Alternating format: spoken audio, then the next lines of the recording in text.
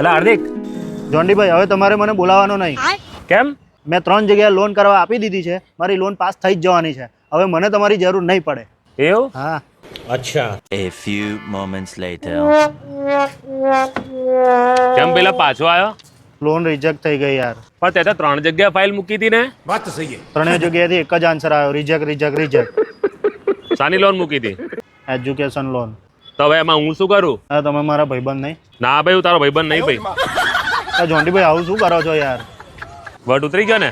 મેં પહેલા જ કીધું હતું, એજ્યુકેશન લોન માટેનું ડેસ્ટિનેશન એટલે લોન ડેસ્ટિનેશન. મિત્રો, પહેલેથી કહેતો આવ્યો છું કે એજ્યુકેશન લોન માટેની કોઈ પણ મૂંઝવણ હોય કે કોઈ પણ પ્રશ્નો હોય, દરેકનું સોલ્યુશન એટલે લોન ડેસ્ટિનેશન.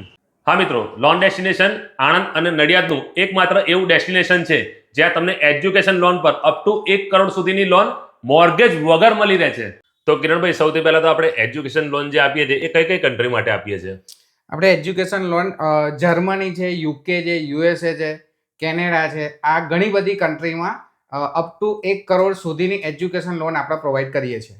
આટલું જ નહીં મિત્રો, તમે યુકે, યુએસ, જર્મની જેવી કન્ટ્રીમાં જવા માંગો છો પણ તમને બેલેન્સ શો કરવા માટે સગવડ નથી થઈ રહી, તો એની પણ સુવિધા તમને લોન ડેસ્ટિનેશન વાળા પૂરી પાડી આપે છે. તો મિત્રો, વધુ માહિતી અને વિગતો માટે એડ્રેસ અને મોબાઈલ નંબર સ્ક્રીન પર આપેલા છે.